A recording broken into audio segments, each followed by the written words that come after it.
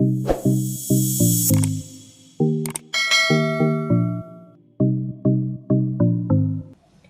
everyone. ඉතින් කොහොමද ඔයාලට? මං හිතනවා ඔයගොල්ලෝ පරිස්සමෙන් ඉන්නවා ඇති කියලා. ඉතින් මේ ලොක්ඩවුන් කාලේ අපි හැමෝටම ටිකක් කරදරයි. ඒ වුණත් අත්‍යවශ්‍යම දෙයකට අරගෙන ගෙදරින් එළියට යන්න එපා. පරිස්සමෙන් ඉන්න කියලා මතක් කරන ගමන් ඔන්න මං අද මගේ පළවෙනි වීඩියෝ එක ඔයාලත් එක්ක ෂෙයා කරගන්න තමයි හදන්නේ. ඉතින් මං හිතුවා මගේ පළවෙනි වීඩියෝ එක විදිහට කාලීන දෙයක් ඔයාලත් එක්ක කතා කරන්න ඕනේ කියලා. ඉතින් ඉස්සරහට එන්නේ වෙඩින් සීසන් එකනේ. මං හිතුවා මේ කාලෙට ගැලපෙන විදිහට ලෝ බජට් එකට කොහොමද වෙඩින් එකක් කරගන්නේ කියලා ඔයාලත් එක්ක කතා කරන්න. මෙතන ලෝ බජට් කියලා කියන්නේ කොහොමද අපි අනවශ්‍ය වියදම් කපා හැරලා අවශ්‍යම දේවල්. දැන් මේ අපි යන්නේ ටිකක් අමාරු කාලයක්නේ. ඉතින් අවශ්‍යම දේවල් විතරක් ඇඩ් කරගෙන අනවශ්‍ය දේවල් ඉවත් කරලා ලෝ බජට් එකකින් කොහොමද වෙඩින් එකක් ලස්සනට ප්ලෑන් කරන්න කියන එක තමයි මම අද කතා කරන්නේ. එහෙනම් අපි යන් අපේ වීඩියෝ එකට ඊට කලින් මතක් කරන්න ඕනේ මගේ channel එක subscribe කරන්න. ඒ වගේම bell icon එක click කරන්න. එහෙනම් අපි වීඩියෝ එකට යමු. ඉතින් වෙඩින් එක ගැන කතා කරනකොට ඊළඟට වැදගත්ම දේ තමයි අපි මුලින්ම හිතන්න ඕනේ අපි කොහොමද මේ වෙඩින් එක කරන්නේ. කියන්නේ ෆන්ක්ෂන් දෙකක්ද නැත්නම් one day ෆන්ක්ෂන් එකක්ද කියලා අපි ඉස්සෙල්ලාම තීරණය කරලා ඉන්න ඕනේ. දැන් යන ට්‍රෙන්ඩ් එක තමයි one day function. ඒක high class ද middle class ද කියන එක අදාළ නැහැ. ඒකට හේතු දෙකක් තියෙනවා. එකක් තමයි දැන් මේ යන සිටුේෂන් එකත් එක්ක දවස් දෙකකට යන ටිකක් අමාරුයි. ඒකට ගොඩාක් හේතු බලපානවා. ඉතින් ඒ නිසා ඒක තමයි එක හේතුවක්. ඊළඟ එක තමයි මිනිස්සුන්ට මේ ලොක්ඩවුන් වෙලා මේ කොරෝනා ඇවිල්ලා ඉතින් ගොඩාක් ආර්ථික අතිනුත් හරිම ප්‍රශ්න තියෙන නිසා ගොඩක් වෙලාවල් වලට ෆන්ක්ෂන් දෙකකට වේදම් කරන්න තරම් සල්ලි මිනිස්සු ළඟ නැහැ. ඉතින් මේ හේතු දෙක නිසා ගොඩාක් වෙලාවල් වලට one day function එකකට යනවා. සමහර වෙලාවල් වලට සමහර අය කැමැත්තෙන්ම one day function එකක් කරනවා. ගොඩක් ටිකක් බුද්ධිමත් අය අනවශ්‍ය විදියට සල්ලි වේස්ට් කරන්නේ නැතුව one day function එකකින් close කරලා දාන්නත් ගොඩක් වෙලාවට ඒක දකින්න හම්බ වෙනවා. ඉතින් අන්න ඒක තීරණය කරන්න ඕනේ. මමත් ඔයාලට සජෙස්ට් කරන්නේ one day function එකකට යන්න කියලා. හේතුව තමයි එතෙන්දී ඔයාලා දවස් දෙකක නිකරුණේ වියදම් කරන සල්ලි ඉතුරු කරගෙන එක දවසකට ඒකෙන් half විතර වියදම් කරලා ලස්සන වෙඩින් එකක් ගන්න පුළුවන්. ඉතින් ඒ නිසා ඔයාලා ඉස්සෙල්ලාම ඒක තීරණය කරලා ඉන්න ඕනේ. ඊට පස්සේ වැදගත්ම දේ තමයි crowd එක. ඉතින් crowd එක ගැන කතා කරනකොට ඒකටත් ප්‍රධාන සාධක දෙකක් තියෙනවා බලපාන. ඒ තමයි දැන් මේ යන සිටුේෂන් එකත් එක්ක ලොකු crowd එකකට යන්න අමාරුයි. මොකද දැන් කොරෝනා තත්ත්වෙත් එක්ක ගවර්න්මන්ට් එකෙන් උනත් අවසර දෙන්නේ නැහැ. එක හේතුවක්. අනිත් කාරණාව තමයි දැන් ගොඩක් වෙලාවට ට්‍රෙන්ඩ් එක වෙලා තියෙන්නේ අපිට අවශ්‍යම අය විතරයි අපි වෙඩින් එකට ඉන්වයිට් කරන්නේ.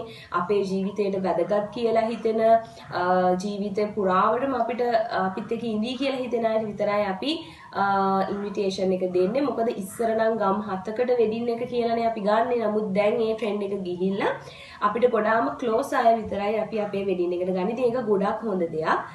අනවශ්‍ය අයව අපිට අතෑරලා දාලා අවශ්‍යම කට්ටිය විතරක් අපිට තෝරගන්න පුළුවන්. ඉතින් ඔයාලට ගවර්න්මන්ට් එකේ දෙන නීති රීතිත් එක්ක ක්‍රවුඩ් එක තීරණය කරන්න වෙනවා.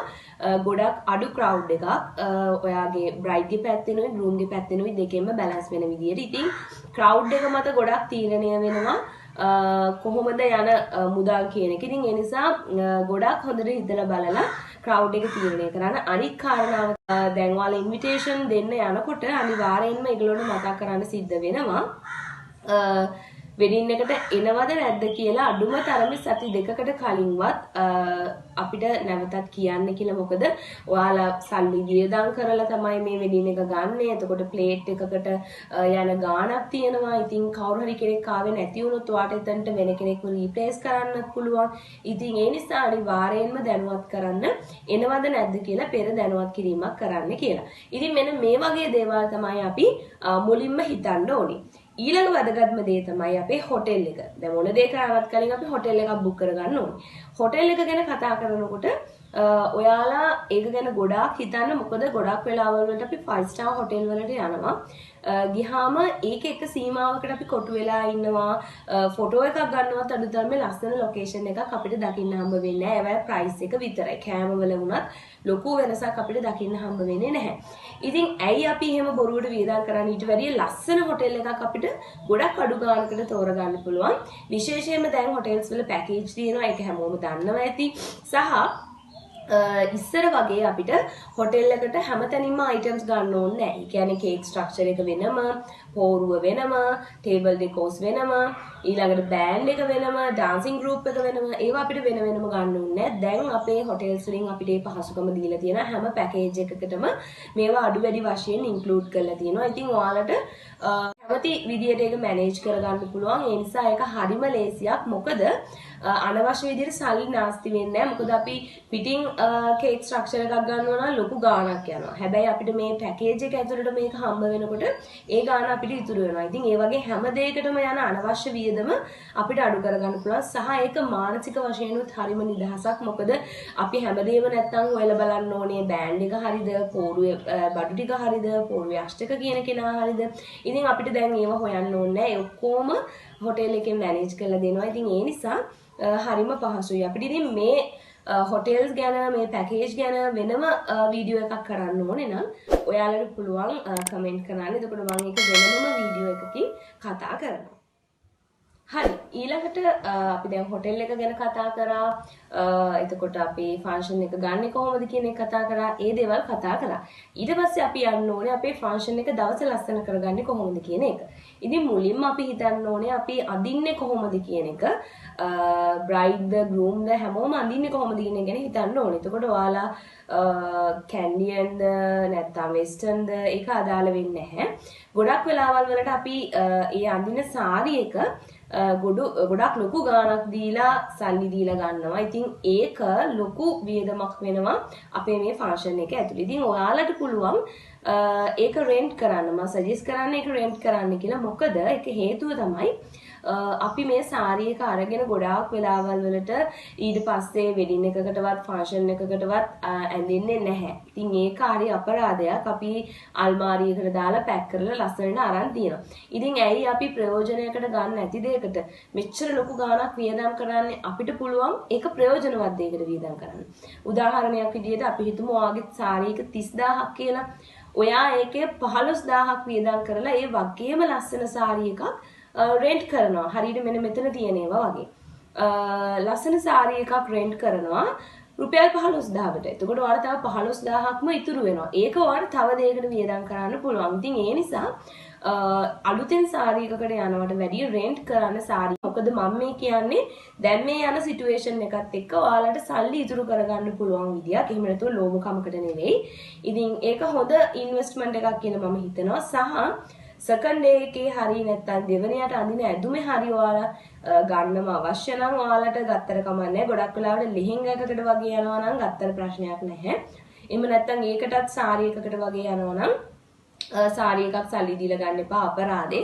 දැන් ලෙහෙංගා එකක් වගේ කරනම් ඔයාලට ආයෙ අඳින්න පුළුවන්. හැබැයි අර වගේ සාරි එකක් ගත්තොත් ඇඳෙන්නේ නැහැ. ඒ නිසා පුළුවන් නම් ඒකත් රෙන්ට් කරන්න. ඉතින් ඒක ඔයාලට අනවශ්‍ය වීදම කපා හරින්න පුළුවන් හොඳ අවස්ථාවක්. ඊළඟට ගෲම් ගැන කතා කරන්න ඕනේ. ගොඩක් වෙලාවල් වලට හරිය හැමති ගොඩක් අය නිලමේ කන්සෙප්ට් එකට යන්න. ඉතින් මේ වෙලාවේ ඒක කරන්න එපා කියලා තමයි මම කියන්නේ. මොකද මුල් ඇඳුම් කට්ටලයකට ලොකු වියදමක් දරන්න සිද්ධ වෙනවා ඔයාලට. ඊට වැඩිය ඔයාලට පුළුවන් නැෂනල් කිට් එකකට වගේ ගියොත් ඒකෙන් half වගේ තමයි යන්නේ. මම මෙතන පින්තූර දාන්නම්. ලස්සන මේ වගේ ලස්සන නැෂනල් කිට් ඔයාලට තෝරගන්න පුළුවන් නිලම එකකට වැඩිය අඩු ගානකට. ඒ නිසා ඒ වගේ දෙයක් මම ඔයාලට සජෙස්ට් කරනවා. ඊළඟට බ්‍රයිඩ්ස්මේඩ්ලා ගැන කතා කරනකොට ගොඩාක් බ්‍රයිඩ්ස්මේඩ්ලා ක්‍රවුඩ් එක දාගන්න එපා. උඩරිම දෙකක් විතර දාගන්න මේ යන සිටුේෂන් එකත් එක්ක. මොකද එයාලට උනත් ලොකු වියදමක් දරන්න වෙනවා එහෙම වුණොත්. එයාලගේ සාරීස් හැම දෙයකම. ඉතින් ඒ නිසා අවශ්‍යම ප්‍රමාණය විතරක් අරගෙන අනවශ්‍ය විදියට සල්ලි වියදම් කරන එක අඩු කරන්න කියලා තමයි මම කියන්නේ. ඒකට හේතුව මම වීඩියෝ එකේ අන්තිමදී කියන්නම්.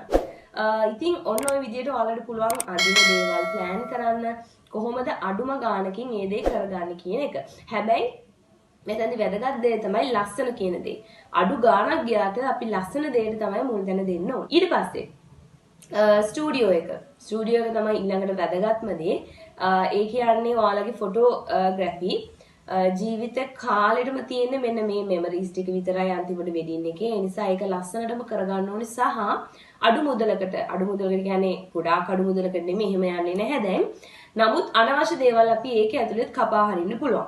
පළවෙනි දේ තමයි අපි හැමෝම ප්‍රී ෂූට් එකක් කරනවා දැන්. ප්‍රී ෂූට් එකක් කරලා ඒක අපි ෆන්ක්ෂන් එක වෙලාවේදී ස්ක්‍රීන් එකක් දාලා හැමෝටම පේන්න අපි ඒක දානවා. ඉතින් ආයිත් අපි ඒක ඇල්බම් එකකටත් හදනවා. මම දන්න විදිහට ප්‍රී ෂූට් ඇල්බම් එකක් වුණත් රුපියල් 35000ත් 40000ත් අතර ගානකට තමයි යන්නේ. ඉතින් ඒක ලොකු අමතර වියදමක්. ඉතින් අනිත් පැත්තෙන් ඔයාලගේ ෆන්ක්ෂන් එකේ ඇල්බම් එක යනවා. ඊට පස්සේ ප්‍රී ෂූට් එකේ ඇල්බම් එක දිනවා. ඉතින් මේ දෙකක් ඔයාලට ඇත්තටම අවශ්‍ය වෙන්නේ නැහැ. ඔයාලට පුළුවන් ඒක CD එකකට දාලා පරිස්සමෙන් ඒක තියාගන්න. මේක ඔයාලා කොහොමත් ස්ක්‍රීන් එකේ දාලා පෙන්වන නිසා හැමෝම ඒක දකිනවා. ඉතින් අර වගේ අනවශ්‍ය වියදමකට යන්න එපා. ඒක එතනින්ම කපා හරින්න. ඊළඟ දේ තමයි දැන් යන ට්‍රෙන්ඩ් එක තමයි ලයිව් ෆොටෝ එකක් අරගෙන උගලොන්ගේ ෆොටෝ එකකින් දාලා thank you card එකක් නිර්මාණය කරනවා. එතෙන්දී වෙනම ෆොටෝ ෂූට් එකක් යනවා එළියෙන්, ඒ කියන්නේ ෆන්ක්ෂන් එකට එළියෙන්. ඒකෙදි ඒ කාඩ් එකක් ක්‍රියේට් කරගන්න. මෙන්න මේ වගේ කාඩ් එකක්. ඒ වගේ එකක් ක්‍රියේට් කරගන්න ගියාම ලොකු මුදලක් යනවා. උදාහරණයක් විදිහට ගත්තොත් සාමාන්‍ය thank you card එකක් රුපියල් 150යි නම් මේ වගේ කාඩ් එකක් 180ත් 200ත් අතර ප්‍රමාණයක සයිස් එකත් එක්ක ඩිපෙන්ඩ් වෙනවා. ප්‍රමාණවලට යනවා. ඉතින් අර 150න් අපිට කරගන්න පුළුවන් ලස්සන වැඩේ ඇයි අපි මෙච්චර ලොකු ගානකට යන්නේ? ඒක එක හේතුවක්. ඒක අනවශ්‍ය වීදමක්. අනිත් දේ තමයි මේක කරනකොට අපේ ක්‍රවුඩ් එක කිසිම වෙලාවක හොටෙල් එක ඇතුලේ රැඳෙන්නේ නැහැ. ඒ කියන්නේ ගොඩක් වෙලාවල් වල දැන් ගර්ල්ස්ලා එහෙම ගත්තොත් හරි ආසයිනි ෆොටෝස් ගන්න. ඉතින් ඒගොල්ලෝ හැම තිස්සෙම එළියට ගිහිල්ලා ෆොටෝස් ගන්නම try කරනවා. ඉතින් ඒක එතෙන්දී ක්‍රවුඩ් එක ඔයාගේ හොටෙල් එක ඇතුලේ තියාගන්නත් බැරුව යනවා. එතකොට මුළු හොටෙල් එකම නිකන් හිස් වෙලා පේනවා. ඒක හරි කැතයිනේ.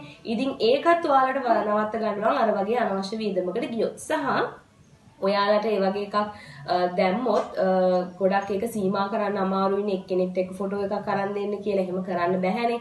ඉතින් ඒ නිසා ගොඩක් අය කැමති විදියට ෆොටෝස් ගන්නවා. ඒකට හැම එකකටම ඔයාලට පේ කරන්න වෙනවා. ඉතින් ඒ නිසා ඒ අනවශ්‍ය වියදමක් කපා හරින්න කියන එක මම සජෙස්ට් කරනවා ඔයගොල්ලන්ට. ඒක ගොඩක් වැදගත් වෙනවා.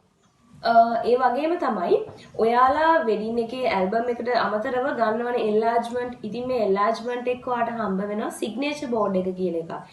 ගොඩක් වෙලාවලට දැන් ට්‍රෙන්ඩ් එකේදී මේ සිග්නේචර් බෝඩ් එක පාවිච්චි කරන්නේ ඉස්සර නම් පාවිච්චි කරා. ඉතින් ඒකට අර thank you card එකේ වගේ ඔක්කොම ෆොටෝස් ඉන්ක්ලූඩ් කරලා හැමෝගෙම සිග්නේචර්ස් තමයි ගන්න තියෙන්නේ. ඒක හොඳ මෙමරි එකක්.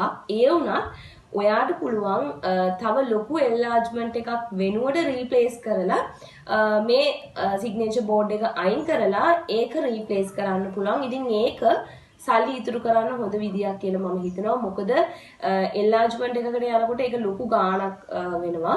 ඉතින් ඒ නිසා ඔයාලට පුළුවන් ඒ ගාණත් අඩු කරගන්න අර සිග්නේචර් බෝඩ් එක වෙනුවට එන්ලාර්ජ්මන්ට් එකක් දාගන්න. ඒක ගෲප් ෆොටෝ එකක් වෙන්න පුළුවන් ඕනම එකක්. ඉතින් ඒක හොඳ විදියක් කියලා මම හිතනවා. මොකද දැන් මේ සිග්නේචර් බෝඩ් ට්‍රෙන්ඩ් එක දැන් ගොඩක් දකින්න හම්බ වෙන්නේ නැහැ. ඉතින් ඒකත් අනිවාර්යෙන්ම ඔයගොල්ලෝ හිතලා බලන්න මේක අපේ වෙඩින් එකට අවශ්‍යමද කියන එක. ඉතින් මෙන්න මේ වගේ දේවල් ගැන ඔයාලා හිතන්න ඕනේ. හැබැයි ඒ වගේම තමන්ගේ ලස්සනම දවසේ මෙමරි එකක් නිසා ඒක ලස්සනට ක්‍රියේට් කරගන්නත් ඕනේ. ඉතින් හොඳම විදිහට මේ විදිහට අඩු කරන්න ඕන තැන් අඩු කරලා ලස්සනට ඔයගොල්ලෝගේ වැඩේ කරගන්න කියන එක තමයි මගේ අදහස. ඊළඟට වැදගත්ම දෙයක් තමයි තව අපි වෙඩින් කේක්ස් ගැන කතා කරන්න ඕනේ.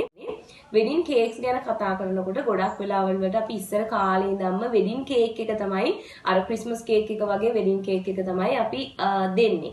නමුත් ගොඩාක් දෙනාගෙන් අහලා බැලුවොත් ඒගොල්ලෝ මේක කන්න ආස නැහැ. 100ක් ගත්තොත් 50කටත් වැඩිය අඩු පිරිසක් තමයි මේක කන්න කැමති. පෞද්ගලිකව අපි වුණත් ඒක කන්න කැමති නැහැ. ඉතින් ඒ වෙනුවට ඔයාලට පුළුවන් කප් කේක් එකක් වගේ දෙයක් දෙන්න. ඒකේ වාසි ගොඩාක් තියෙනවා. එකක් ලස්සනට ක්‍රියේට් කරගන්න පුළුවන් කප් කේක් එකක් වගේ දෙයක්. ඔයාලගේ තීම් එකට ගැලපෙන විදියට, ඔයාලගේ කලර්ස් වලට ගැලපෙන විදියට ක්‍රියේට් කරගන්න පුළුවන්. අනිත් එක මම මෙතන පෙන්නනවා. අනිත් එක ඒක ප්‍රසන්ට් කරන්න පුළුවන් හරි ලස්සනට ටේබල් එකේ arrange කරලා තියෙනකොට උනත් හරිම ලස්සනයි. අනිත් එක පොඩි ළමයිද වැඩිහිටියෝද ඕනම කෙනෙක් මේක කන්න හරි ආසයි. රසයි. ඒ වගේම වෙල්කම් ඩ්‍රින්ක් එකත් එක්කත් ගොඩාක් හොඳට මැච් වෙනවා. ඉතින් ඒ වාසිත් එක්කම අපි ගාන ගැන කතා කරනකොට උනත් වෙඩින් කේක් වලට සාපේක්ෂව කප් කේක් එකට යන කොස්ට් එක අඩුයි. ඉතින් අපිට එක දෙයකින් ගොඩාක් දේවල් කරගන්න පුළුවන් නම් අන්න ඒ දේ තමයි අපි තෝරගන්න ඕනේ. ඉතින් ඒක අපේ අතටත් හොඳයි සහ ලස්සනටත් හොඳයි. ඉතින් ඒ නිසා අන්න ඒ වගේ දේකුත් මම ඔයාලට සජෙස්ට් කරනවා. ඊළඟ වැදගත්ම කාරණාව තමයි ලිකර්. වෙඩින් එකක තවත් වැදගත් අංගයක් තමයි මේක. ඉතින් ලිකර් ගැන කතා කරනකොට ඉස්සර අනිවාර්යයෙන්ම ටේබල් එකකට බොටල් එකක් දෙකක් ඒ වගේ අපි සර්ව් කරනවා. හැබැයි ගොඩක් වෙලාවල් වලට 5 star hotel වල ඉස්සර ඉඳන්ම කන්ටිනියු කරන් ආපු දෙයක් තමයි shots දෙන එක. ඉතින් දැන් ගොඩාක් හොටෙල් වල ඒක දකින්න හම්බ වෙනවා. සහ නමුත් ගොඩක් වෙලාවල් වලට සාම්ප්‍රදායිකව අර හොඳට බොන්න දෙන්න ඕනේ කියන මතය තියෙන නිසා අපි මොකද කරන්නේ ඒගොල්ලොන්ට ඒ විදිහට සර්ව් කරනවා. හැබැයි මේකෙන් සමහර වෙලාවල් වලට අපේ වෙඩින් එක සවුත් වෙන වෙලාවලුත් දකින්න හම්බ වෙනවා. වැඩිපුර ඩ්‍රින්ක්ස් ගත්තු අය පොඩි පොඩි ප්‍රශ්න දා ගන්නවා. ඉතින් අපේ වෙඩින්ස් පවා කැත වෙන අවස්ථා අපිට දකින්න හම්බ වෙනවා. ඉතින් ඒ වගේ දේවල් වලට යන්නේ නැතුව ඔයාලට පුළුවන් ෂොට්ස් දෙන්න. එතෙන්දී ඔයාලට ලොකු කොස්ට් එකක් යන්නේ නැහැ. ඔයාලට අර වියදම භාගයට භාගයක්ම අඩු කරගන්න පුළුවන් මේ ෂොට්ස් ක්‍රමය පාවිච්චි කරොත්. ඒ නිසා ඒක ගැනත් හිතලා බලන්න. දැන් මම දන්නවා ගොඩාක් හොටෙල් වල මේ ෆැසිලිටි එක ඔයාලට දෙනවා. ඉතින් ඒකත් හොඳ ලෝ බජට් එකට හොඳ අයිඩියා එකක් කියලා මම හිතනවා.